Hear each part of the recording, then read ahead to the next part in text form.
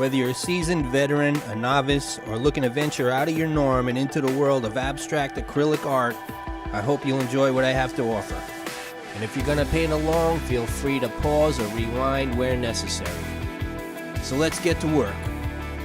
As you can see, before I began filming, I added texture to the canvas by using modeling paste and glass bead gel, which you will have to let dry before you begin your underpainting. In this case, I mixed Mars Black with ultramarine blue and let the texture dictate where I wanted to go. You can spread the modeling paste or the glass bead gel with a palette knife or putty knife, spackle knife. You'll have to let it dry before you begin your underpainting. More on that later, but for now I want to show you what I'm doing with a wet brush when I dip it into water and let it bleed onto the canvas. What I'm looking for you to do is to grasp my techniques. But even if you simulate what I am doing, please remember that that is your interpretation. It is your artwork at that point. It's what you are creating. And use your own choice of colors even when it comes down to the underpainting. Try starting with raw sienna or burnt sienna.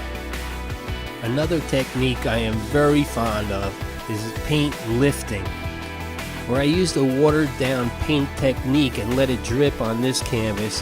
I normally would let it sit for about 20 minutes and then apply the paper towel or a rag, you can use either, and lift the paint off the canvas. You don't want to smear it, you just want to lift it gently, and then you can actually apply it again, a foot or 2 feet to the right, and lift and apply over and over. So paint will actually go from the paper towel back onto the canvas at the same time you are lifting the wet paint off the canvas to reveal the white canvas beneath it, or black canvas if you're using a black canvas. And here I'm applying more titanium white to create more depth. And while you keep an eye on that, let's talk more about the glass bead gel. The gel in the glass beads will become transparent as it dries. The glass bead gel can be used in numerous ways. You can use it as I did in this example, where I applied it first and then painted on top of the glass beads.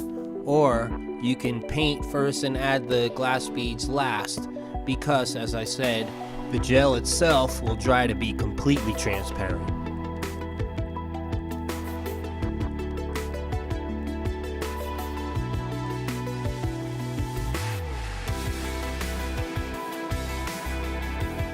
I'm still looking to create more depth with the titanium white on the underpainting, but soon, once we get to the painting itself, you'll see we will begin creating motion.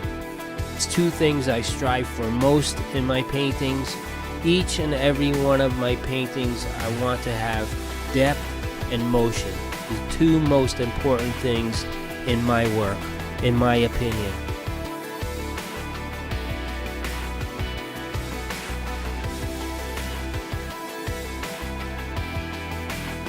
Here I'm softening the outsides. I want to keep it nice and smooth and soft. I want to draw the attention of the eye to the viewer to the middle of the canvas, somewhere in the middle, and not pull them off the canvas with something hard and obtrusive. If you divide the canvas like a tic-tac-toe board, I want to keep the eye of the viewer and most of the contrast on one of those 4 cross hatches in the tic-tac-toe board. So if you divide the canvas into 9 squares, 3 by 3, those crosshairs, somewhere in one of those 4 crosshairs is where you want to have the focus, the most contrast, where the viewer looks there first. And then you don't want their eyes straying off the canvas. So that's why I did on the corners, I just want to make it more blurry, and in the middle you want more contrast and more depth and more hard edges and soft edges.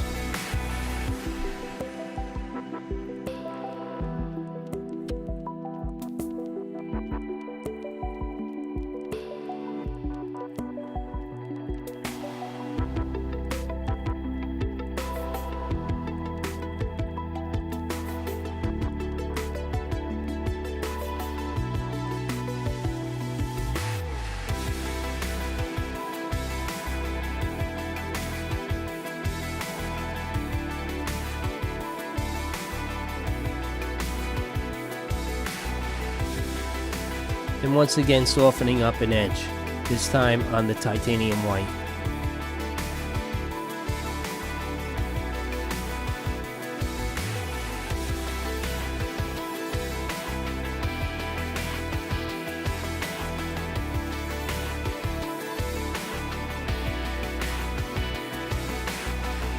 Here I'm adding more Mars Black to create more depth.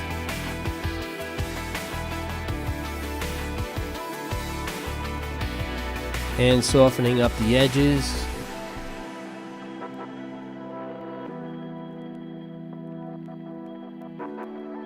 Here I'm beginning to do a wash with magenta.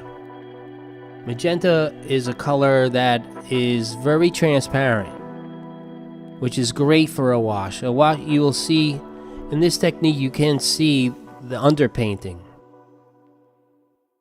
And here I'm adding crimson red.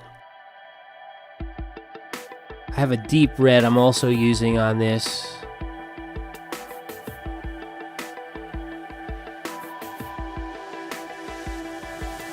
And also cadmium red.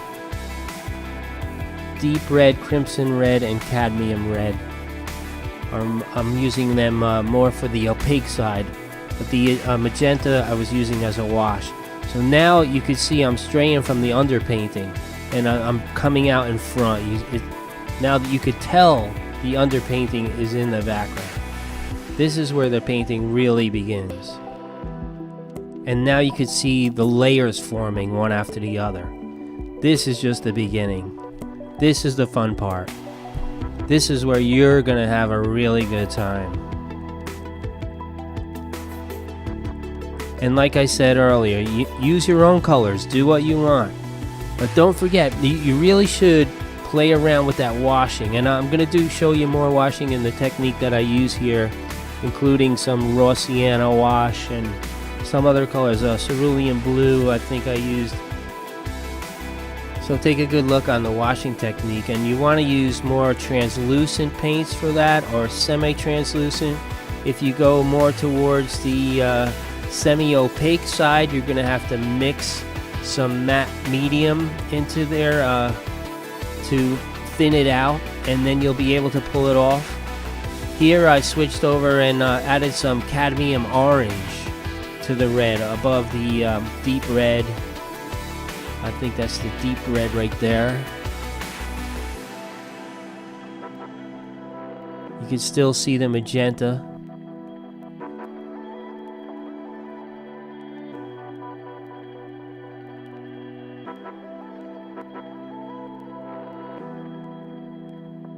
And if you take something a little too far, don't worry about it, because you can always go back and clean it up, especially if it's something that you catch before it dries.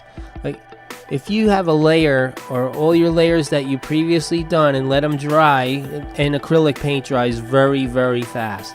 So in a matter of an hour in most cases, if you come back to your painting and lay something over the top that you totally don't like, you could take a wet washcloth and just wipe it down gently and pat it off, and just spray it off even with a water spray gun, and it'll come right off, and you could start. Like, see what I did here in the bottom left corner? I ended up hating that.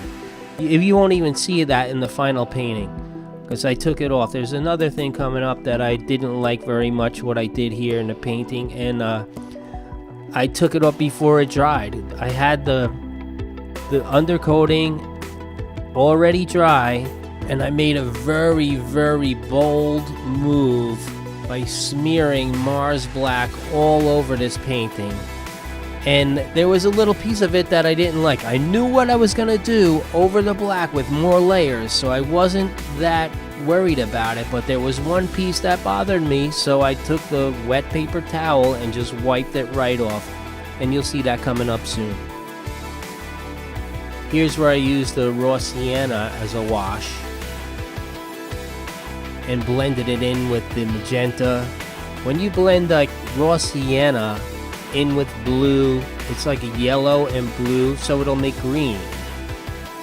It's almost like stained glass, where you could put thin layers over the top of. And it's better to do it one thin layer at a time, because you could always keep moving put layer on layer and get darker and darker. Here I'm back to adding more opaque colors like the cadmium orange. And now I did another bold move by mixing a little water with titanium white and putting it in a bottle and squirting it on the painting. And I did it considering that I wanted balance. So to the left, I put a strong amount of it, and the right, a little weaker. So I'm in the middle, near to the right, a little off to the right, a little more, just to balance it out. You know, I want to keep that balance in my paintings, and that's what you're going to want to do. Keep that in mind.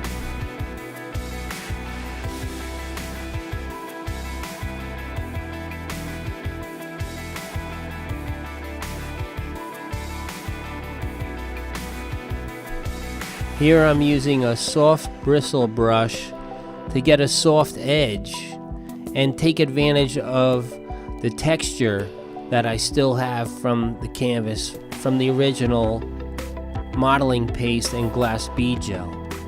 Now I could gently rub a brush over it, and it's going to create a really nice effect with the paint underneath it, the reds and the blacks. When you take a white over the top of it and gently scrape it, and you'll see it in the close-ups at the end of this video.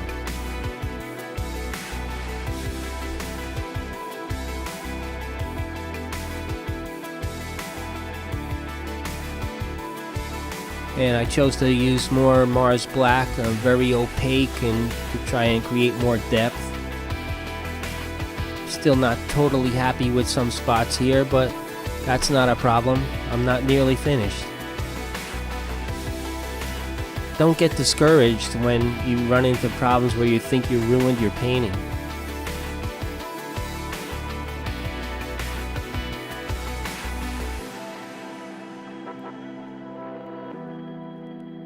I'm adding more depth by adding black in between the white dripping, the titanium white dripping.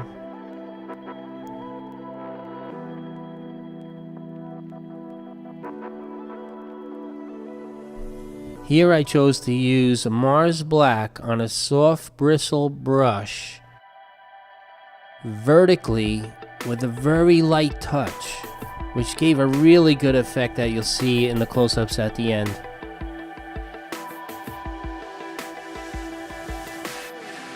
I still am not happy with that white pour on the left. It's too bold and it's jumping off the painting. So you'll see what I do to hide it, to push it back more. I do some washes over that. I'm going to add a cadmium orange wash and a deep red wash. I believe it was deep red. Could have been cadmium red. You'll see that coming up too.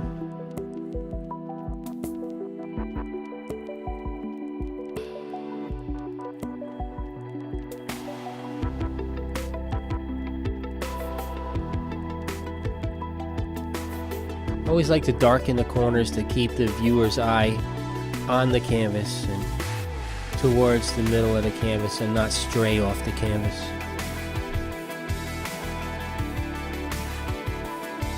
Here's where I'm adding a wash to push that back, push that white dripping back further.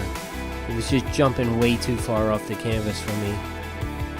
And now a really bold move, taking Mars Black, mounds of it, and covering a good portion of this painting up with it, knowing that it was just going to create more depth and I was going to let it dry and put a lot more over, more layers on top of it.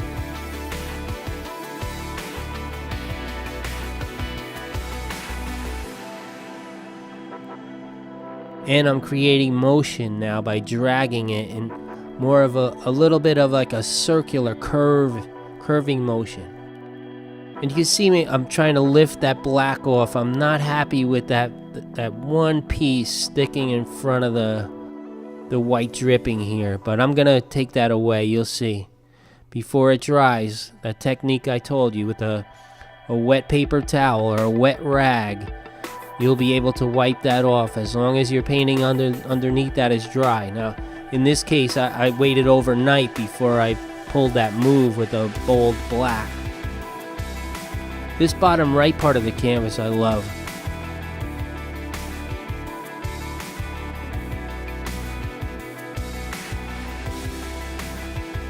Now I'm going with more opaque over that black. See, that's pushing the black back and making a whole nother layer with the deep red.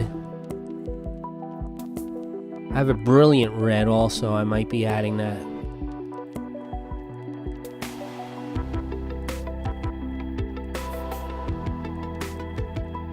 That looks like the brilliant red, but I'm thinning it down. I'm doing the hard edge, soft edge thing again. That's always good to gives you more depth and motion.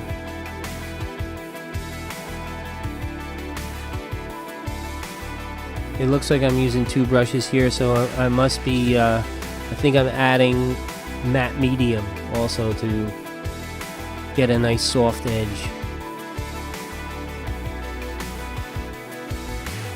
You can use water. Sometimes I prefer water, sometimes I prefer matte medium. It's your choice.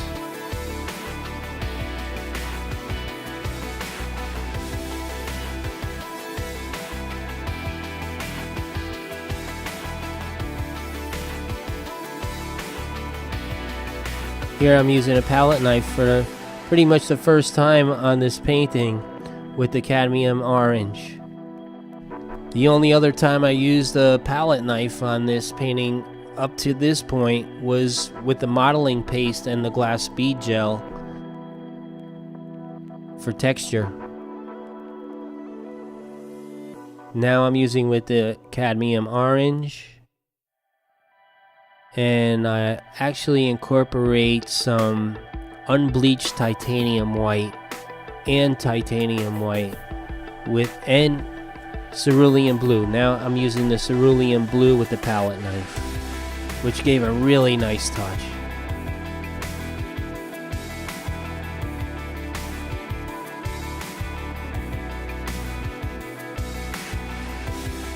That's the unbleached titanium white now.